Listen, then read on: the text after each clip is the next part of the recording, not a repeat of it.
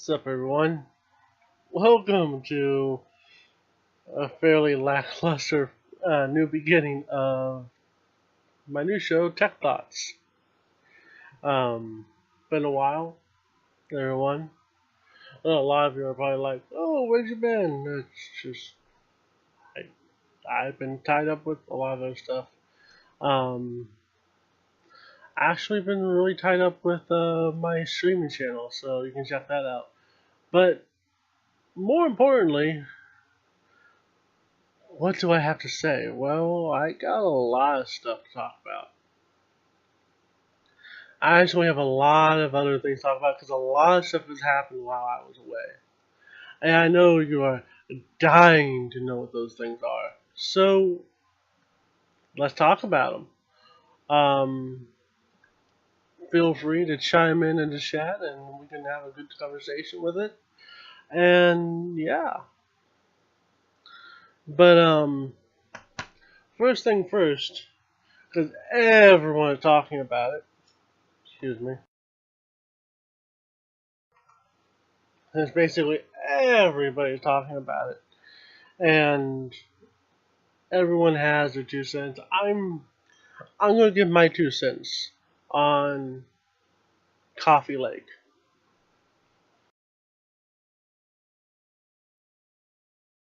Yeah, yeah. So I'm gonna give my 2 cents on Coffee Lake.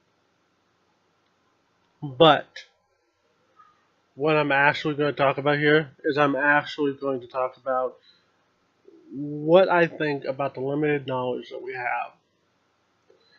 So I don't have much, but I have what kind of they are, and I have an estimated price or rumored price. So take this with a grain of salt. But it's interesting to talk about. So let's dive on into it because I actually have some sources for you. Oh, by the way, just in case, just like the old days, all the sources will be listed down below if you're watching this on YouTube. So let me go and activate this. Oh, I miss that. So right now, before we get into any like juicy details and my opinions, let's just go ahead and look at what actually Coffee Lake is. And I want to start with the high and I'll go to low and then we'll just look at from there. So this is some leaked information or they just had the information. I was able to pull this. This is why, honestly, before I begin, this is why I want to say that I actually enjoy coming in, not on the bleeding edge of the news, because it's a lot easier to get information to like organize it, filter out all the extra stuff, and then just present it to you in a way that makes sense. So what we have is two i7s and two i5s. Basically, lock core for both of them and an unlock core for both of them. Obviously, if you're no stranger to Intel and how to do a system, you kind of guess like what all that's about. But in all honesty, what I found was interesting was the turbo clock or turbo boost, I should say, compared to the core clock. Pardon me. So, and there's a couple other interesting things, but this is kind of what originally grabbed my attention was that the core clock is not bad. I mean, the highest is the i7, the unlocked i7 at 3.7 gigahertz. That's not bad. That's good. There's no problem with that, right? It's okay. But then I look at the turbo boost, and it's like a whole 1 gigahertz up, which I'm like, whoa, what? It's just tickling 5 gigahertz. I feel. And I do feel like if you actually get this, you actually could point this to 5 gigahertz. I feel like that's actually a thing. So, in all honesty, I have to be honest about this. I feel like this is probably going to be like the new big thing. And I, hmm, I don't know. I feel like we're going to, because I feel like we're really trying to get the edge. We're really trying to tickle 5 gigahertz. Like that really has become like a thing where it's going to take minimum effort. Now, one or two things could happen here.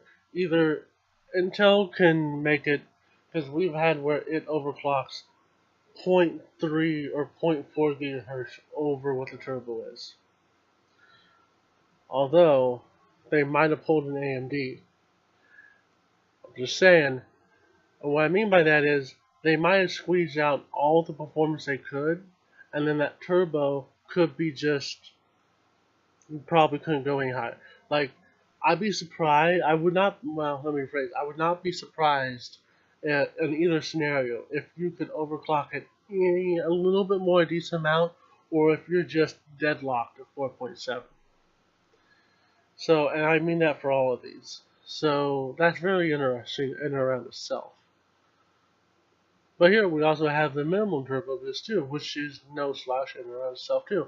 So it's probably that the turbo boost is more for one or two cores, and then the minimum boost is more like all the cores.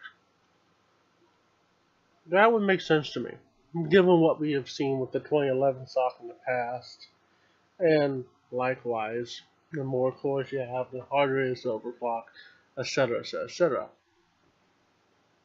So that would make sense. But looking down, it's you have the i7s, which is 6 core, 12 threads. You have the i5, that is 6 core, 6 threads.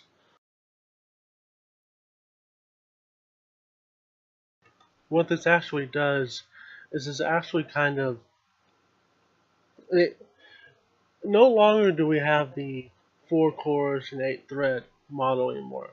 No, it's just it's a battle of sixes. 6 core with hyperthreading, 6 core without hyperthreading. Not bad. I mean, I for a long time said I would like a 6 core without hyperthreading or a 3 core with hyperthreading. I would love to have that, but this seems to be a more, quote, costly way of doing things. So, here's the thing. We'll get more into that a little bit later, so don't worry about that. So other than that, the power doesn't look too bad. The lock cores look very intriguing for those that don't want to overclock but just want decent stuff. 65 watts. Oh god, this is TDP, but you know, still 65 watts for even the higher end, so that's pretty cool. Um, and here's the other really interesting thing about it. It's on socket 1151. Now, correct me if I'm wrong, but don't we have socket 1151? Which brings me to one of the things that a lot of people like to talk about, which um, is this going to be backwards compatible?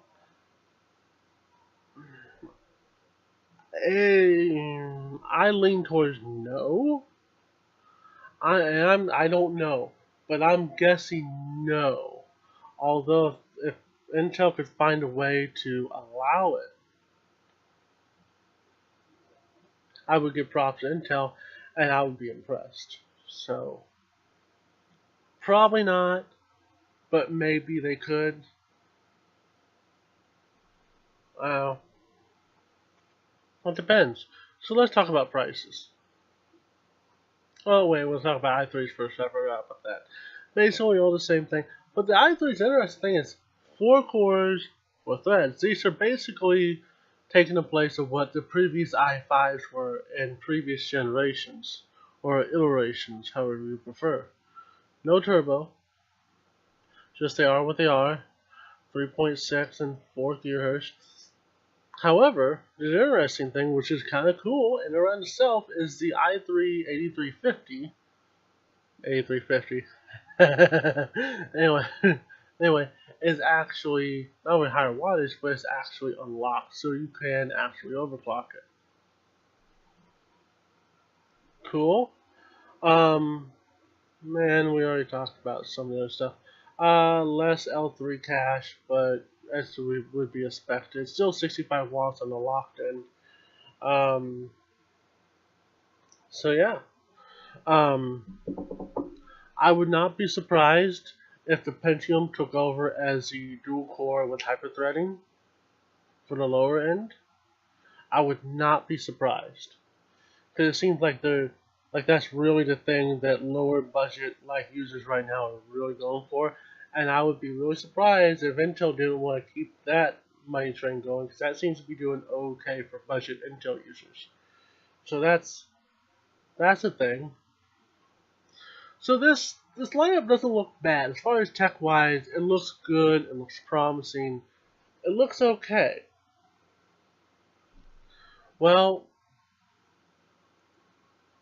nah, not that. Let's see, get out of there. Well, before we get into that, let's look at the price.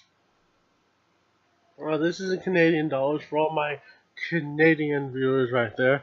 They're like, yeah, this is actually rumored specs. They're just kind of guessing what it could be and just kind of like maybe, maybe not.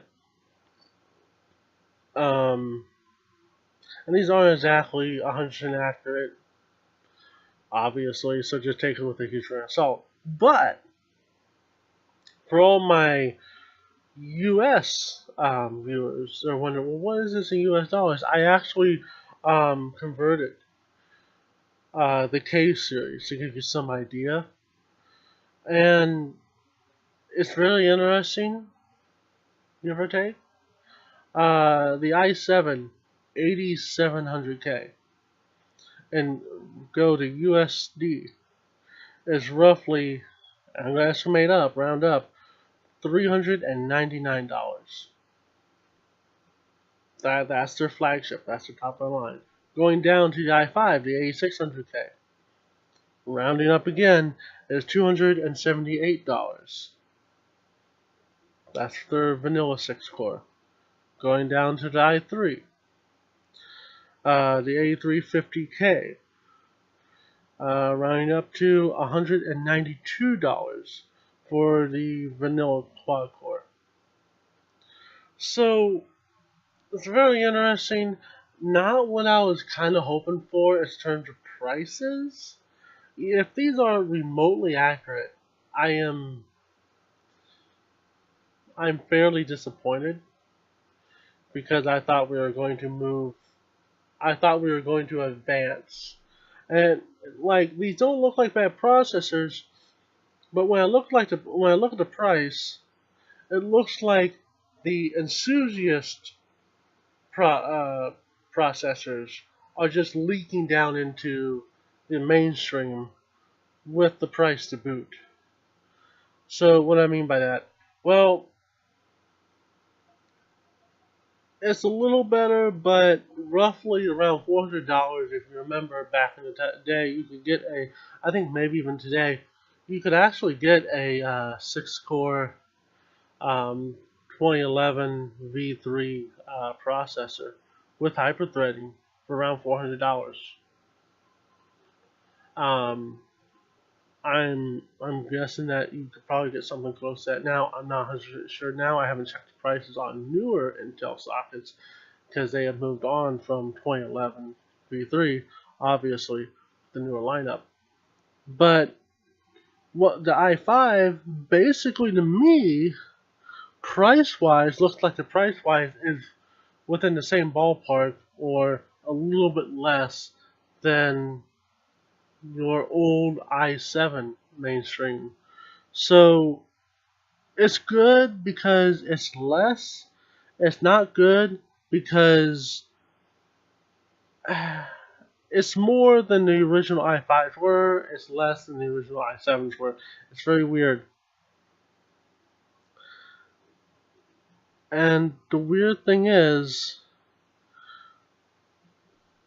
unless it's the performance that you need, since this is a vanilla 6 core, I would almost say if you had the previous generation like i7, if you have a 7700K, I would say don't even bother picking up the 8600K, because in theory, depending on what you would do with that many cores and threads, the 7700K would actually honestly be better anyway. Now, it's around $278, which is not that far from 300. So it's a little bit far, give or take, but it's not that far. So what I expected was, I was expecting old i5 prices. I was expecting like the i7, the i5, and the i3 to maintain their price position and just give more cores or more threads. But apparently we did not do that, which in all honesty, I guess I was asking too much, because we are talking about Intel. So Intel really loves to get all that they can for what they do.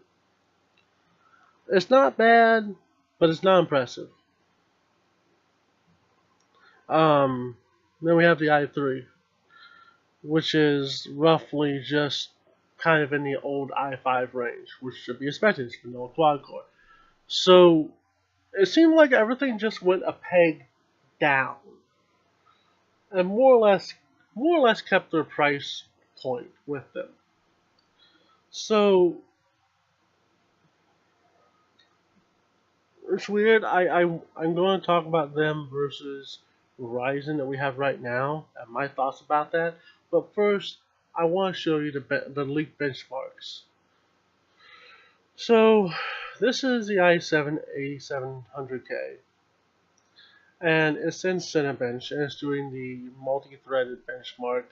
But the important thing to notice is not actually the overall score, which is impressive in and around itself, especially compared to the i7 7700K. But what's really interesting is it's running at 3.7 gigahertz, or so it says, getting a 1230 score. But right below it, as you can see, is a Ryzen 5 1600 6-core processor at 1130, and for all we know, it's only running at 3.2 gigahertz. This tells me, see, that the thing is that while Intel wins compared to that Ryzen processor, it's like this. That is not that. I would expect higher. I would expect more. But as it is, oh well.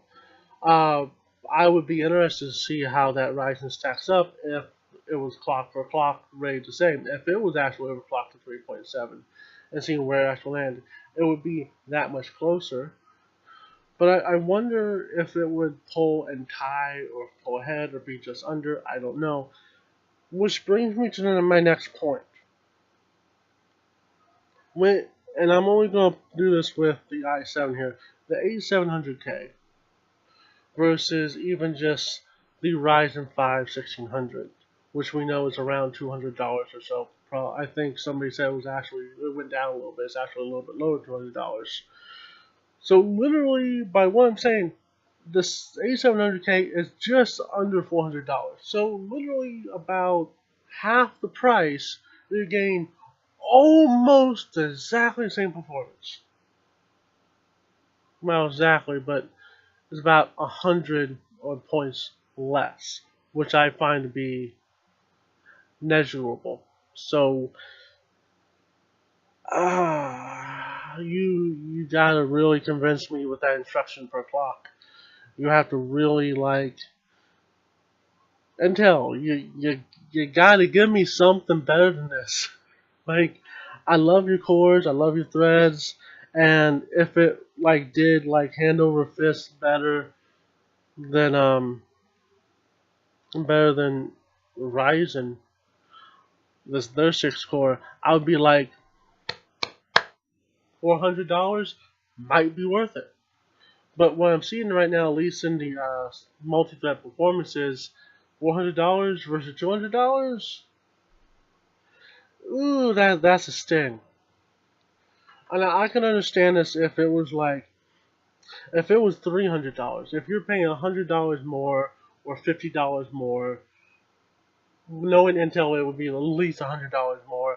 But then, if you had the single core performance advantage, and it's pretty significant, I would be, eh, it might come. It's not like blowing that rice out of the water then, but at least it has that single thread performance, and we know that it can overclock like a champ, or at least it can turbo like a champ at the very least. So there is that, and I do think that once the turbo fully kicks in, if you can get 4.7 on all the cores, you will see a substantial leap forward compared to this. So there's that. Is that worth just under $400? It's up to you. I mean, I personally say no, but some other people might say yes. So I leave that where it lies. Let's see. Next. Oh. Let's go with the other not so good news. This is something that I thought I'd talk about because this is a fairly big game, and it's Destiny 2. A lot of people know Destiny 2. A lot of people are probably heard about Destiny 2.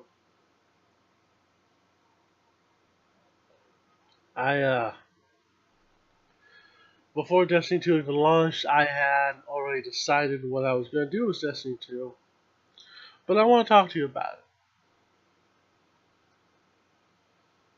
Apparently, this whole article, which got me, until I read further down, but I'll explain in a second, it describes how Destiny 2's physical sale is half of that of Destiny 1. It goes into great detail, if you want to guys read and check it out, about how it's just not selling as much. Now, the interesting thing is, it's digital sales are way higher, and would be expected around this time that digital sales would be higher than physical copy sales. Makes me kind of shed a tear. I can't help it. I like owning my stuff. I like touching it. I can't help it. But the important thing to know here, though, is that total sales sold, regardless of physical copy being half of what Destiny 1 sold, as the title literally says, is total copies sold is at least at least 1.2 million copies sold, at least, because they say 1.2 million people playing. I'm going to estimate that, or guess, I'll use simple terms so I can enunciate. I'm going to guess that means 1.2 million copies sold. I'm hoping it's sold. I hope they didn't steal it, but it might be other people. I don't know. I don't know if you can share. I don't know if there's like deals where you buy one get two free. It doesn't make any sense to ever do that, but it is what it is. So that's the thing. They go on in great details, and it gives you a list, and of course Destiny 2 is number 1, and it gives you a list of all the things. And I just realized that how out of touch I am with games, because of all these games listed, I only own Doom. But some of these, to be honest, some of these games launched or have actually had their time in the sun for quite a while. So there's a couple like reasons why. Now here's the thing: they do Destiny 2. If you go into it, it's just not selling as well as Destiny 1. It just isn't, and it's not. You can argue whether it's a huge number or a low number, but it's enough a number to notice. Now, the thing is, there's a couple of things playing into this, and if you've been watching the news, you've been reading up on this, you're a big, Destiny 2 fan. The one thing you gotta remember is Destiny 2 has really been trying to push microtransactions, like a lot. And Destiny 2 has really been taking a lot of things that Destiny 1 did right, according to players and testimonies, and they have really been pushing to make a buck out of all those things more than what they did before. One of the things that really hit the news lately has been the option to color your stuff. I believe it's just the armor. To be honest, I never played Destiny 2, so I'm not real sure. But in Destiny 1, I'm probably never going to play Destiny 2 either. But here's the thing.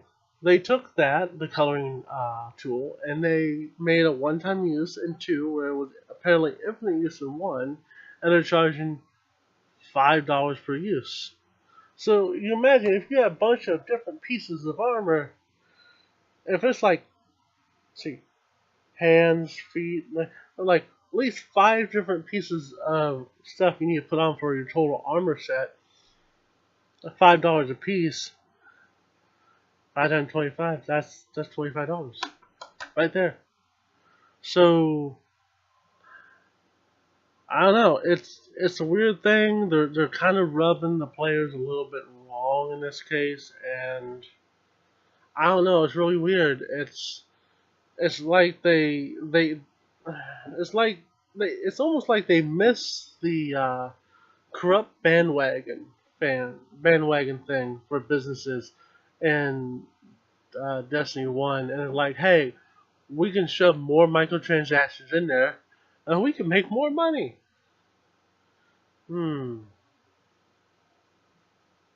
Now, you can go on about how you like microtransactions or you don't. I don't really have a problem with it as long as it doesn't bother the core game. However, when it comes to like games that you actually buy, like games you buy for $60 and go in and you play, even if they're games you buy and you pay a monthly charge to play them, like $14 a month or whatever, $7 a month after you originally paid the $60. I remember back in the day when if you did that, everything was pretty much open to you. You got everything. Now it seems like the pay to play model, the games you pay monthly to keep playing even though you bought the game, is actually going the same way as the free to play games with the corrupt microtransactions, where you still are going to pay an enormous amount of money to do all the things you used to do in the older games. So I honestly, microtransactions in AAA titles is honestly, even as a, it's hard to say this, even as a cosmetic standpoint, I don't like. I used to not care if it was cosmetic, but I feel like letting them get away with that is kind of like a gateway to giving them more freedom and too much freedom. It's kind of like the slogan says, give them an inch, they take a mile. So it kind of proves that some of these well-known companies cannot be trusted to not do the potentially annoying thing that's going to make you not want to play the game. But that's really not it. That's really not all. Believe it or not, even though I said I would probably never play Destiny 2 as a streamer, that's not even the worst of it. That is not even why I said that. Honestly, the next thing I'm going to talk about with Destiny 2 makes all this look like it makes it look like paradise. From a streamer standpoint, or a YouTube standpoint. Anybody that actually wants to show their gameplay. And this actually comes down to the number one reason why I don't like where the gaming industry is actually going, which is don't share our games, don't stream our games, you play them, you don't tell anyone about it, you don't talk about it, and you'll do anything about it unless we tell you it's okay. So, what am I talking about? They outline how Destiny 2 You cannot use with XSplit or OBS or any of the other recording software or streaming software. You cannot use basically the bread and butter options for capturing. You cannot use game capture in OBS. Now, the reason I keep referencing OBS is because OBS is like the streaming and video recording software. It is probably the most widely used, it is the most beloved, and it is probably the easiest to actually use. Mine is XSplit, but XSplit doesn't give you much control. So, for them to go out of the way and say, look, you're going to have to use the other options. You're going to have to play in a window. You're going to have to play in a window mode. And then you're going to have to capture it in window capture. Because for those of you who don't know, if you try to use a window capture in full screen, it's not going to work. You try to use window capture in window full screen, it sometimes works. To guarantee that it works, you have to run it in window mode. Which, I'm telling you right now, if you're trying to do precision shooting or be very, very accurate, having a smaller than full screen window is very hard to get everything right. So that itself just screams, hey, we don't care, and we don't want you to like show off our game in any capacity. Now you might think, well, that doesn't affect me. I'm not a streamer, I'm not a YouTuber, and I don't make videos, but I don't make reviews. It's fine. Like, okay, no, I get you. Do you like to use third-party software to talk to your friends while you play your favorite games? Guess what? You can't.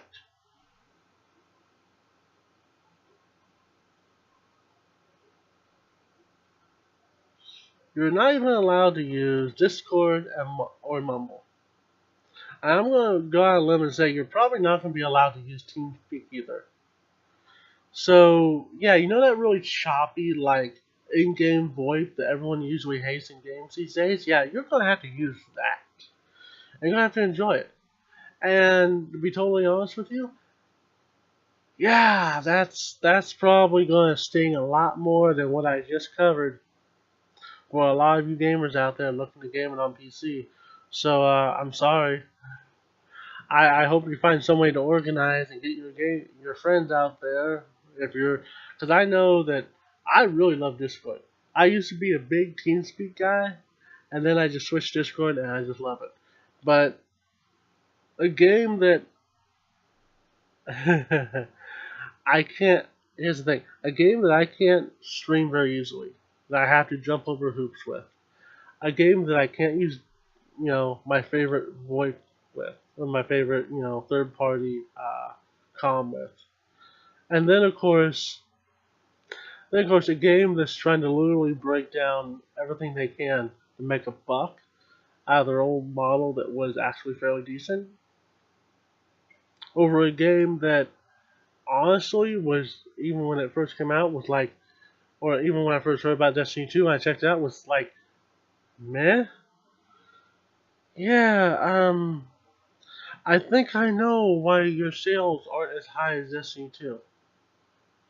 I think I know why you might be suffering some loss of sales there. But yeah, that's the thing.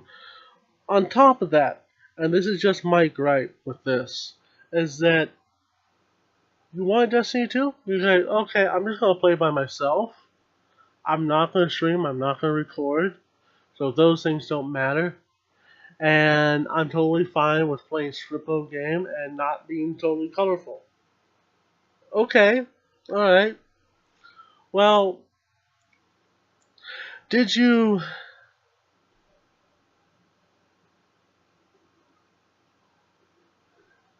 think that you could just go onto the most used digital distribution site on PC and just buy your favorite game or the game you're most anticipating and then just play it? Because if so, I'm sorry to regret that you can't do that. Yeah, you heard it correctly. For those that don't know, and I'm very much aware that most of you do know by now, you can only like buy the game and play the game through BattleNet of all places. It's kind of weird, but um, yeah. Now there's not BattleNet is like pretty much a solid service, but the weird thing is that it, it's very odd. It's very odd that Destiny wouldn't go to a larger, more recognized um, distributor for the digital sales. It, I mean, it could be worse. They could have tried to make their own distribution client. That seems to be a thing. It could have been Uplay for crying out loud. But so it could have been worse. It's not horrible, but in all honesty, it's Battle.net. It's yeah. I guess they wanted to feel like the big fish in the pond there. Um, I guess they thought that that would increase their sales, but I'm pretty sure that if you're on Steam with all the Steam had to offer and advertise to you, I'm pretty sure that you would. Well, I'm very sure you would have sold more on Steam. To be totally honest with you. So yeah, I don't. It could be a lot worse. It could be on the Windows Store, and so technically not on PC at all. But it's on Battle.net. So that's very weird.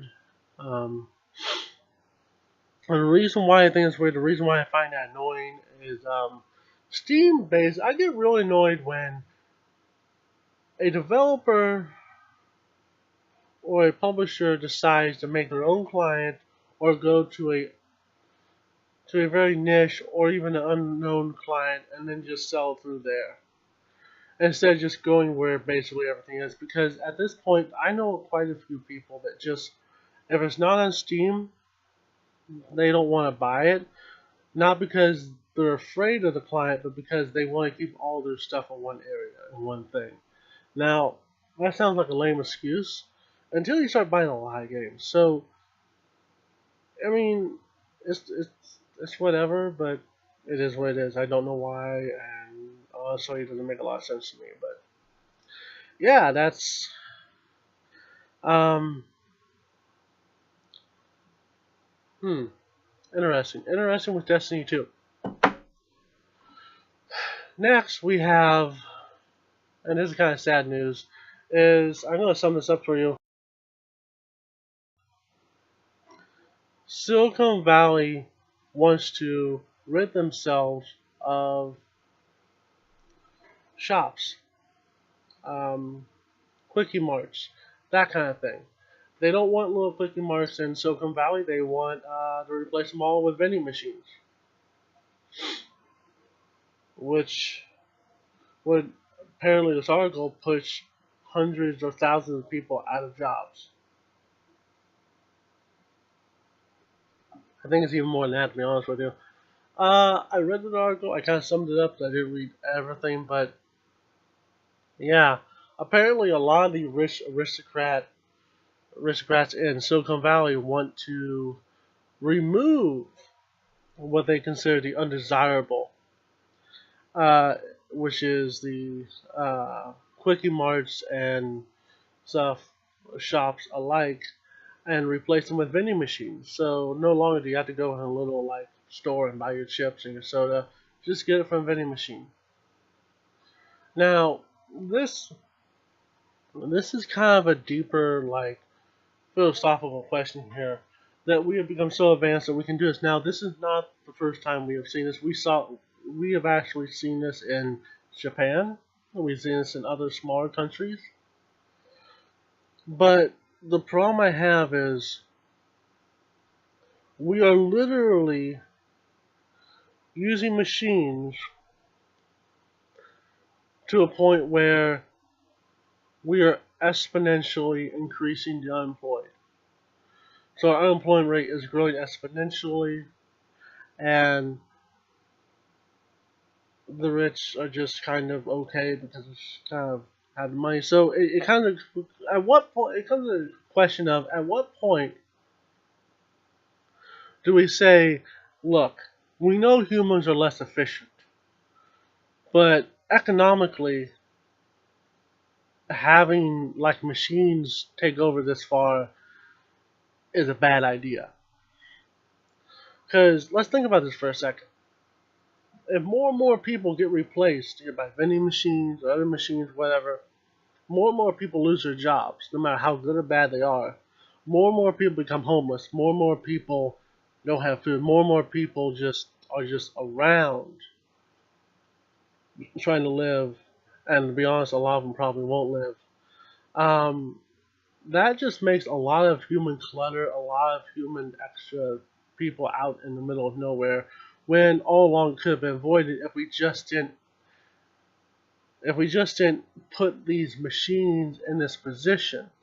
And while it would make sense financially in the short term, it would have devastating financial effect on the country's economic system, because not only that, but at some point the government is going to have to take care of all these homeless and unemployed because they don't have work anymore. So this is just one more thing that adds to the unemployment pool that is just a horrible, horrible idea, which may be good intentions in mind without thinking of the repercussions. So I want you guys, if nothing else, to ask you guys about that. Is think about that for a second. Like, at what point should we go with the less efficient option because it'll help us survive in the longer term? At what point do we say no to advancement in technology because it would literally kill us?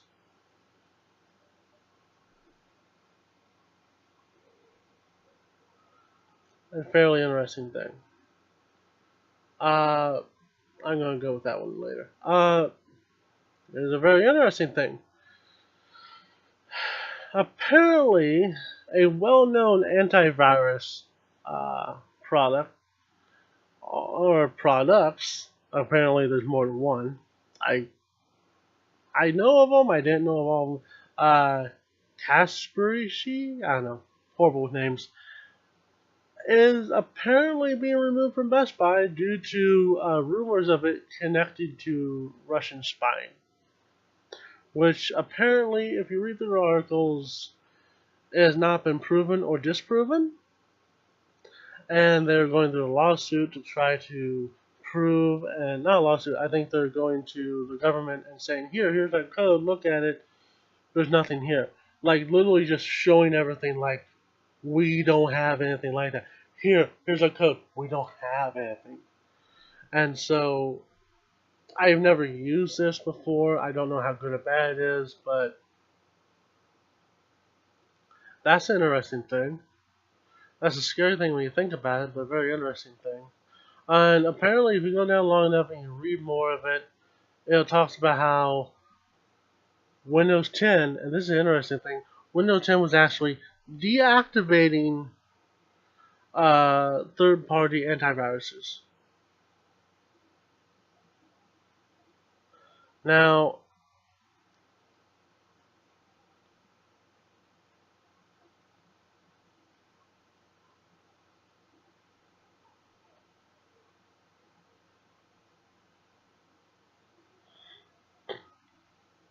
to be honest, I kind of had this issue with Windows 8. Not 8.1, but Windows 8, that I actually put a different antivirus on than Defender, and it just totally deactivated it all. And it just locked up. So, it's a thing. It happens. But to be totally honest, for those of you that are paranoid that you can't use your favorite antivirus with Windows 10, let me be honest with you. Windows Defender is probably the best, low-end, cheapest antivirus that you can use. There are better, and there are definitely better paid antiviruses out there. but I just use Window Defender because it just freaking works. Um, but yeah, going back to this article, totally did not see this hat coming, and very interesting. So yeah, if you wanted antivirus and you wanted to buy this, just buy it somewhere else, I guess. So that's the thing. Um, moving on because I don't have anything else to say about Big Yellow Tag. Is finally Nintendo has good news. Finally, Nintendo is bringing back the NES Classic. They're bringing it back. And they go on and talk about how Nintendo is sorry and they didn't know it was so, like, demanding and they're going to make more this time around and they won't sell out immediately and you can all get one. I call that a little bit kind of BS, but whatever. And so, yeah, the big thing is they're going to like bring it back and they're going to have more stock and they're going to try to sell more. And so if you miss your chance to get a remake of the original Nintendo, this would be your time. Pre-order now. Well, pre-order whenever you can, honestly. So yeah, that's the thing. So yeah, I mean, maybe at this point Nintendo is going to be like, wow, people actually want these retro consoles. Maybe we should make more stock of them. Maybe we shouldn't just make like 10 of them and yeah, well they didn't make 10. They made not enough. They made hundreds of thousands, but it just wasn't enough. And so I think maybe they're going to get the hint that hey, we can make money here. We can make lots and lots and lots and lots and lots of money. We should definitely make all these things. So that's the thing, and I hope it happens, and I hope everybody that wants one gets one. And so that actually concludes what I have to say tonight on the Tech Thoughts. Thank you everybody for joining me. Thank you everybody for coming for this reunion. I missed all your faces, and I will see you next time.